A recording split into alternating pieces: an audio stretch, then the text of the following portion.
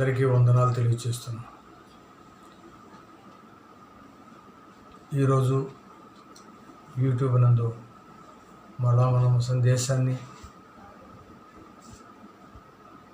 అమర్చుకోవడానికి ప్రభు కృప కలుగు చేసినందుకు ప్రభువుకి వందనాలు. ప్రార్థన చేసుకుందాం. ప్రేమ గల మా తండ్రి, దయగలిగిన మా దేవ, మీ దయగల పాదాలకు వందనాలు, స్తుతులు, స్తోత్రాలు తెలియజేస్తున్నాను తండ్రి. నాయనా ప్రభా, ఈ చిన్న ఆరాధన క్రమాన్ని జయకరంగా జరిగిస్తారని నమ్ముచు యేసయ్య పరిశుద్ధ నామమున అడుగుచున్నాం తండ్రి. ఇప్పుడు మనం పరిశుద్ధ లేఖనాల్లో నుండి మత్తయి రాసిన సువార్త 20వ అధ్యాయం 15వ వచనం చదువుకుందాం. మత్తయి సువార్త 20వ అధ్యాయం 15వ వచనం. నాకు ఇష్టం వచ్చినట్టు నా సొంత సొమ్ముతో చేయుట న్యాయం కాదా? నేను మంచివాడినైనందున నీకు కడుపు మంటగా ఉన్నదా అని చెప్పాను. మనం చిన్న కీర్తన పాడుకుని వాక్య ధ్యానములకు వెళ్దాం. ఇంతగా నన్ను ప్రేమించినది నీ రూపు నాలో రూపించుటక,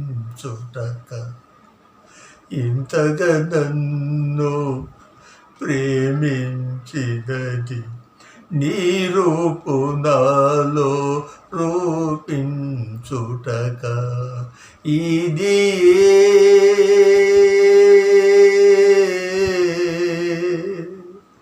నాయడ నీకున్న నిత్య సంకల్పమా, నాయడ నీకున్న నిత్య సంకల్పమా, ఇంతగా నన్ను ప్రేమించినది నీ రూపు నాలో రూపించుటక, తీగలు సడలి అపస్వరములమయమై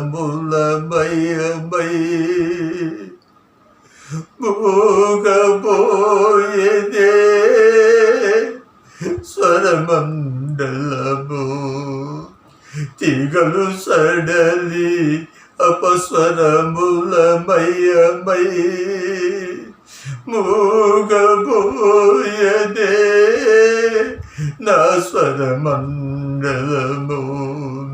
అమర జీవ స్వర కల్పనలు, అమర జీవ స్వర కల్పనలు అణువణువునా పలికించితివా, అణువణువునా పలికించితివా, ఇది నాయడ నీకున్న నిత్య సంకల్పమా, నాయడ నీకున్న నిత్య సంకల్పమా. మనం చదువుకున్న పరిశుద్ధ లేఖనాన్ని కొద్ది నిమిషాలు ధ్యానం చేసి ప్రార్థన చేసుకోవడానికి ప్రయత్నిద్దాం. యేసు క్రీస్తు వారు ఈ లేఖనాన్ని తన శిష్యులకు, అలాగే అక్కడ ఉన్నవారికి కూడా పరలోక రాజ్యపు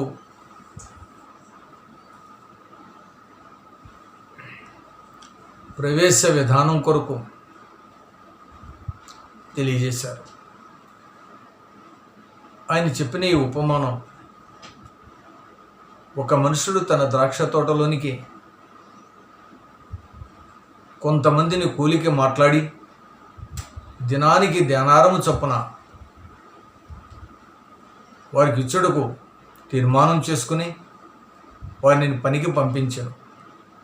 అలాగే 9 గంటల ప్రాంతంలో, 12 గంటల ప్రాంతంలో, మధ్యాహ్నం 3 గంటల ప్రాంతంలో, సాయంత్రం 5 గంటల ప్రాంతంలో కూడా ప్రభువారు వీధిలోనికి వెళ్ళి ఖాళీగా ఉన్న వారితో మాట్లాడి వారిని కూడా ద్రాక్ష తోటలోనికి పనికి పంపించారు. పని ముగిసిన తరువాత ఉదయమనే వచ్చిన వారు, మేము ఉదయం అనక వచ్చితిమి, ఇప్పటి వరకు పనిచేసేదిమి, మాకు ఎక్కువ దొరుకును అని అనుకున్నారు. సరే, వారికి జీతం ఇచ్చు సమయం ఆసన్నమైనది. యేసుక్రీస్తు వారు జీతాలు ఇచ్చువానికి ఆ గృహ నిర్వాహకునికి ఎలా తెలియజేశారు, అయ్యా, మొదట వచ్చిన వారి వరకు, మొదట వచ్చిన వారు మొదలుకొని చివర వచ్చిన వారి వరకు ధ్యానారము చొప్పున ఇచ్చివేయము అని చెప్పాను. అప్పుడు ఉదయమున కూలికి కుదిరిన వారు మాకు ఎక్కువ దొరుకుని ఆశించరు, కానీ వారికి నీ ధ్యానారమునే దొరికాను. అప్పుడు వారికి కోపం వచ్చి ఇలా సనుక్కుంటున్నారు, మేము పొద్దస్తమానము ఎండ బాధను సహించి పనిచేసేదిమే, మాకును ధ్యానారమునే ఇచ్చాను. అలాగనే గంట కిందట వచ్చిన వీరికి నీ ధ్యానారమునే ఇచ్చాను అని సనుక్కున్నారు. దానికి ప్రభువారు ఇలా చెప్తున్నారు, కుమారుడా, మనిద్దరము ఉదయం కూలి వడబడ్డాము కదా, ధ్యానారమునకు నీవు అంగీకరించేదివి కదా, అలాగనే నీ ధ్యానారం నువ్వు తీసుకుని వెళ్ళు. వీరికి కూడా ధ్యానారం ఇచ్చడం నాకు ఇష్టమయ్యాను. నా సొంత సొమ్ముని నా ఇష్టం వచ్చినట్లు ఇచ్చుట న్యాయం కదా? నేను మంచివాడిని అయినందున నీకు కడుపు మంటగా ఉన్నదా అని సెలవిచ్చింది. ప్రియ సహోదరి సోదరులారా, వీళ్ళు ప్రభువారు దేనిని ఉద్దేశించి అలా చెప్పిన అనే విషయమును గ్రహించినతో పరలోక రాజ్యమును ప్రవేశించుటకు మొదటి నుండి క్రీస్తును అంగీకరించిన వారు, ఆఖరి కాలమున క్రీస్తును అంగీకరించిన వారు అని భేదాభిప్రాయం లేదు. లేదా క్రీస్తు వారు మొదటే ఎన్నుకునేటువంటి అబ్రాహాము సంతానమును మొదలుకొని ఆఖరిగా క్రీస్తు వారు మరణముని విశ్వసించిన వారితో కలిసి పరలోకములో ప్రవేశించు అర్హత సమానముగా దేవుడు ఇచ్చి ఉన్నారు. చూడండి, అలాగూ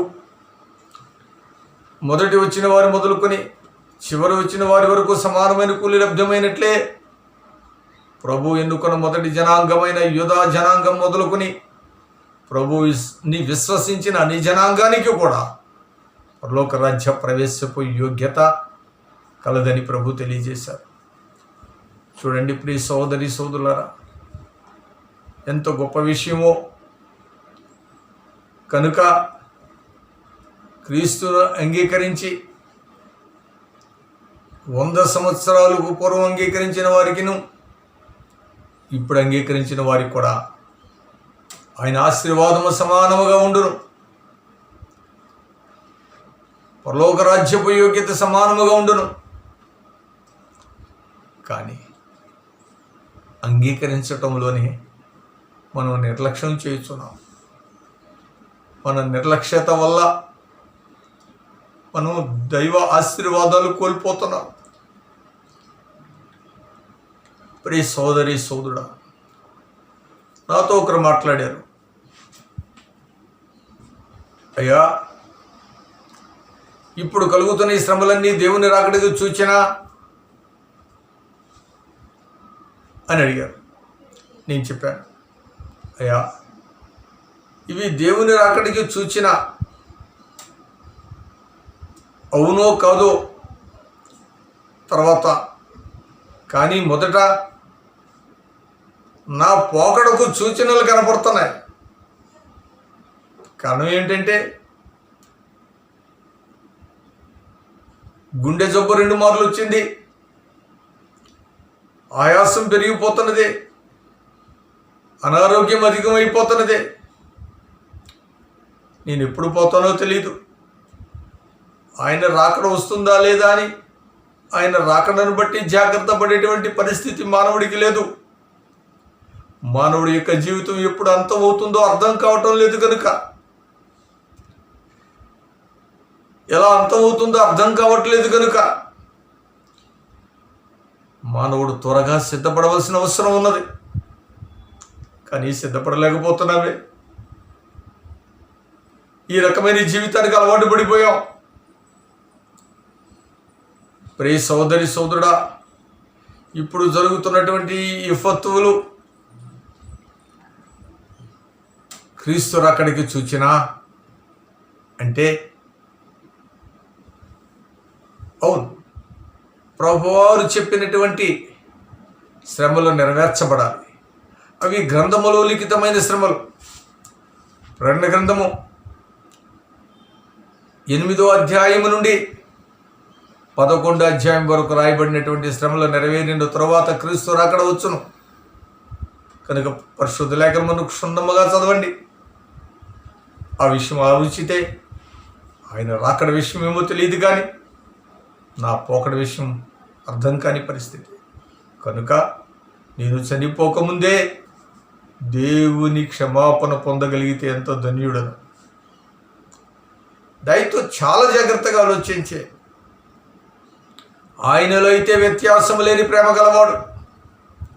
యూదులను ఎలా ప్రేమించుచున్నారో, యూదులను ఎలాగో ఆదరించారో, అలాగే క్రైస్తవులమైన మనల్ని కూడా ఆదరించుచున్న దేవుడు. వ్యత్యాసము లేని ప్రేమ, అది మంచితనానికి సూచన. ఏది మంచితనం? మొదటి వచ్చిన యూదుల నుండి ఆఖరి వచ్చిన క్రైస్తవుల వరకు ఏకరీతి అయిన ప్రేమను కనపరచడమే మంచి తనమని ప్రభు సెలవిస్తున్నారు. దయతో చాలా జాగ్రత్తగా ఆలోచించి, ఆ విధమైన మంచితనం నేను కలిగి ఉన్నానా?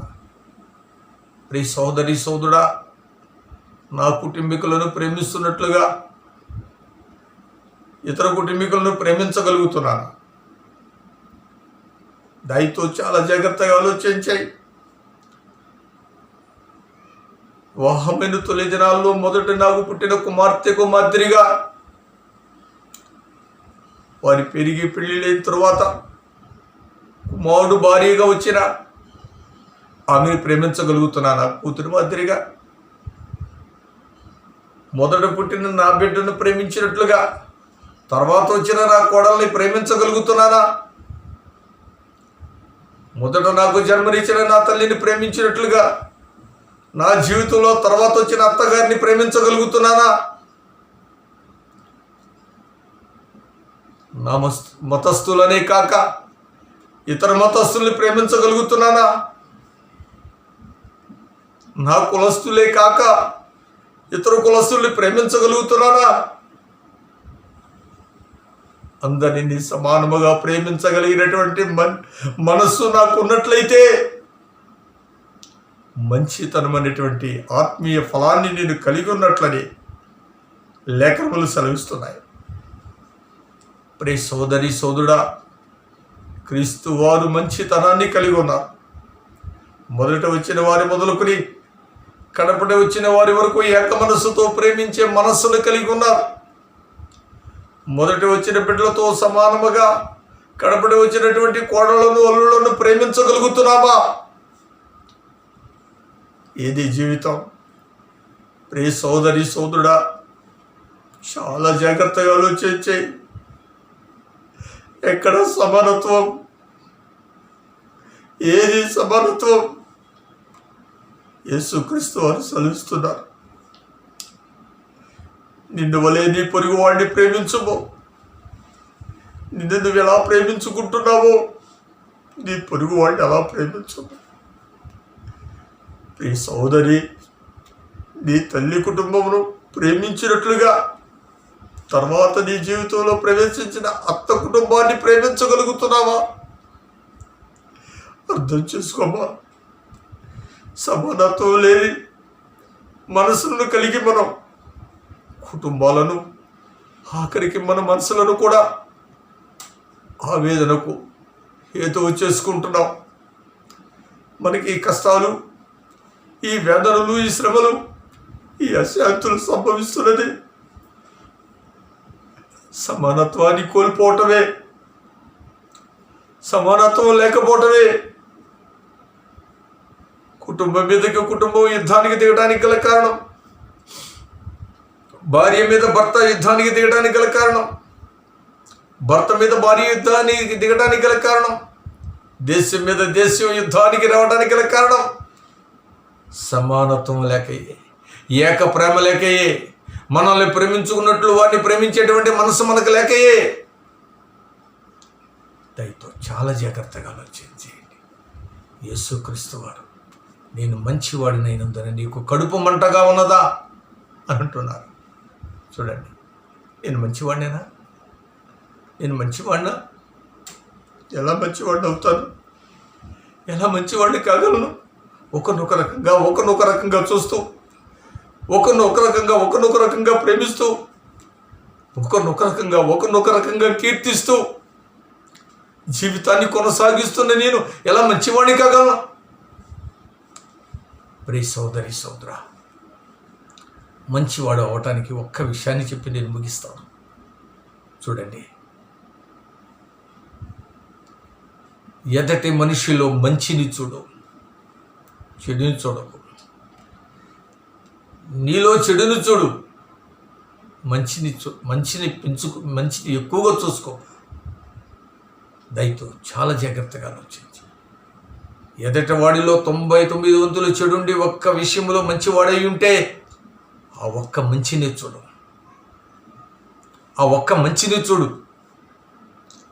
నీలో 99 విషయాలు మంచి ఉండి ఒక్కటి చెడు ఉంటే ఆ ఒక్క చెడునే చూడు, ఆ ఒక్క చెడును చూడు. కానీ మన జీవితాల్లో ఎదటి వారి చెడును చూసేటువంటి లక్షణాలు పుష్కలంగా ఉండబట్టి, ఎదటి వారి చెడుని ప్రచురపరిచేటువంటి లక్షణాలు పుష్కలంగా ఉండబట్టి దైవాశీర్వాదాలకు దూరం అయిపోతున్నాం. అందుకని యేసుక్రీస్తు వారు తెలియజేస్తున్నారు, శత్రువులను ప్రేమించుడి, మిమ్మల్ని హింసించు వారిని దీవించుడి, మీరు నిలువబడి ప్రార్థించినప్పుడల్లా శత్రువుల కొరకు ప్రార్థన చేయుడి. నువ్వు ఇప్పుడు చేయగలవు? శత్రువు నీకు చేసిన అపకారాన్ని మనసులో గుర్తుపెట్టుకుంటే నువ్వు అవి చేయగలవా? శత్రువు నీకు చేసిన ద్రోహాన్ని, విపత్తుని నువ్వు నిత్యము తలస్తుంటే అవి చేయగలవా? చేయలేవు. శత్రువుని క్షమించు. క్షమించాలంటే శత్రువులో ఉన్న మంచి కూడా చూడు, శత్రువులో ఉన్న మంచి కూడా చూడు. అప్పుడు నీకు అర్థమవుతుంది. ప్రియ సహోదరి సహోదరుడా, ప్రపంచంలో ఏ ఒక్కరూ నీతిమంతులు లేరనే సత్యాన్ని నీ హృదయంలో బలంగా పట్టుకోగలిగితే ప్రపంచంలో నేను కూడా ఒక మనుషుడని గ్రహించగలిగితే, అంటే నీతి లేని వారిలో నేను కూడా ఉన్నానని ప్రభువు చెప్పిన లేఖనానికి నేను శిరస్సు వంచగలిగితే ఎదుటివారి అపరాధాలు చూస్తానా? నాలో కోపాన్ని తీసివేసుకోవడానికి జీవితకాలం చాలట్లేదు. నాలో ఉన్న అసూయ, ద్వేషాన్ని, శరీరాకాంక్షల్ని, శరీర ఇచ్చాలని తీసివేసుకోవడానికి జీవితకాలం చాలట్లేదు. ఏ పాపాన్ని జయించగలిగాం, ఏ పాపాన్ని విడిచిపెట్టగలిగాం? కనుక మనకున్న బలహీనతలను మనం జయించలేకపోతున్నామనే సత్యం గ్రహించినట్లయితే ఎదుటి వారి బలహీనతల కొరకు ఆలోచించాం. ప్రియ సోదరి సోదరుడా, చాలా జాగ్రత్తగా ఆలోచించి, కనుక అందరినీ సమానంగా ప్రేమించగలిగేటువంటి ఒక మంచి మనస్సును కలిగి మంచివాడైన యేసుకి సంతోషాన్ని కలిగించు. ఏక మనస్సుతో చూడగలిగేటువంటి మంచి మనస్తత్వానికి రా. ఏక మనస్తత్వంతో చూడు, అందరినీ ఒకేలా చూడు, కూతుర్ని కోడల్ని ఒకేలా చూడు, తల్లిని అత్తను ఒకేలా చూడు. చేయగలుగుతున్నావా? చేయగలవా? మనం ఏం చేస్తున్నాం? ఎవరికి వారమే మంచివారు అనుకుంటూ, ఎదటి వాడిని తృణీకరిస్తూ, ఎదుటి వారి యొక్క చెడుని చెప్పి వారికంటే మనం మంచి అనేటువంటి ఆనందంతో జీవితాలు ముందు గడుపుకుంటున్నాం.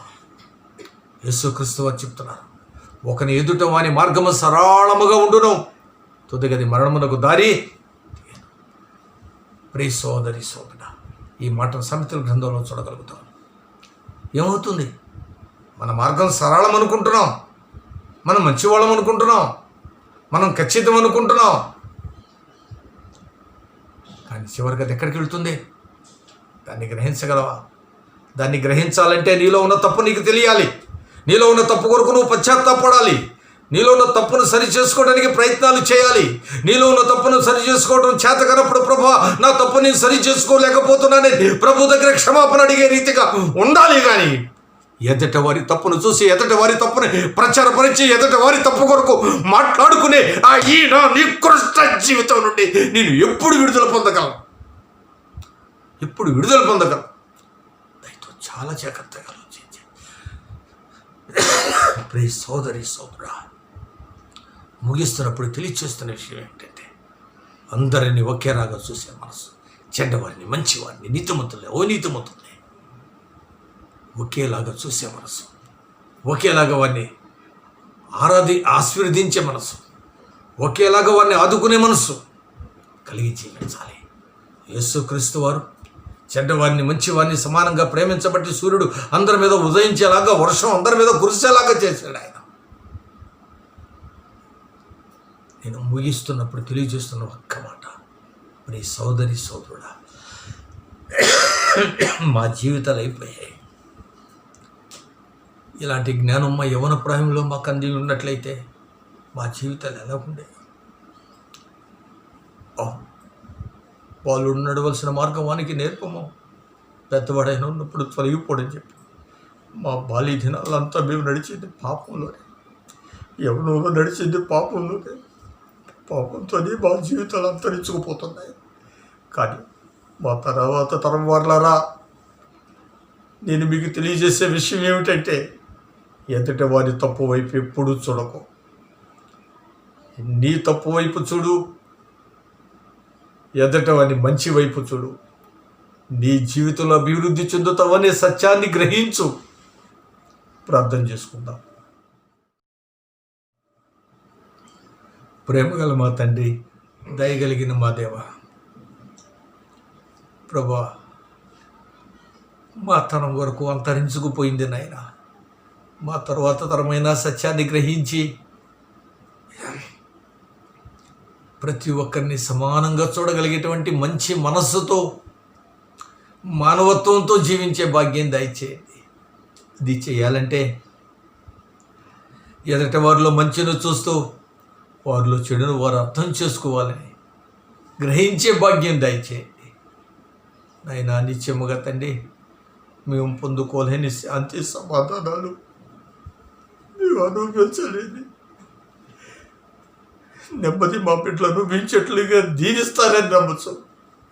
యేసై పరిశుద్ధ నామమున అడుగుచున్నాం తండ్రి, ఆమేన్. పరలోకమందు ఉన్న మా యొక్క తండ్రి, మీ నామం పరిశుద్ధపరచబడును గాక, మీ రాజ్యం వచ్చుగాక, మీ చిత్తం పరలోకమందు నెరవేర్చినట్లు భూమి యందును నెరవేరును గాక. మనదిన ఆహారం నేడు మాకు దయచే, మా విడల అపరాధం చేసిన వారిని మేము క్షమించున్న ప్రకారముగా మా అపరాధములను క్షమించము. మేము శోధంలోనికి ప్రవేశింపకుండాట్లుగా దుష్టు నుంచి మేము తప్పించము. ఎందుకనగా రాజ్యము, శక్తి, మహిమ నిరంతరము మీరై ఉన్నారు తండ్రి, ఆమేన్. మన తండ్రి అయిన దేవుని దయ, ప్రభు అయిన యేసు క్రీస్తు వారి యొక్క మహిమ, పరిశుద్ధాత్మిక అన్యోన్య సహవాసం మనందరికీ తోడుగా ఉండి ఆయన రాజ్యం మన కుటుంబీకులకు అనుగ్రహించును గాక. అలాగే ప్రపంచంలో ఉన్న ప్రతి మానవాత్మకి ప్రభు పరలోక రాజ్యమును అనుగ్రహించును గాక. ఆమేన్. అందరికీ వందనాలు. దేవుని మహాదయని బట్టి మనం ఈ కాలానికి ప్రవేశించున్నాం. 2 ప్రకటనలు తెలియజేసి ముగిస్తాం. మొదటిది, కరోనా అనే తెగులు చేత ప్రపంచం మానవాళి భయపడిపోతుంది కనుక మీ వ్యక్తిగత ప్రార్థనలు ప్రభు కరోనా వైరస్ నుంచి ప్రపంచాన్ని విడిపించేలాగా ప్రార్థించండి. ఇప్పటి వరకు చాలా వరకు మరణాలు తక్కువలోనే ఉన్నాం. అయినా మరణిస్తున్న వారి కుటుంబాలకు ఆదరణ కలుగునట్లుగా, భయాందోళనతో జీవిస్తున్న వారికి నెమ్మది కలుగునట్లుగా ప్రార్థించాలని కోరుకుంటున్నాను. అలాగే దేవుని చిత్తమైతే త్వరలో మన యొక్క ప్రార్థనా మందిరాలు తెరవబడి అందరము కలిసి దేవుని స్తుతించుకునే అవకాశం దేవుడు కలిగిస్తారని నమ్ముకుంటున్నాం. ప్రభు మనల్ని క్షమించి దీవించును గాక. ఆమేన్.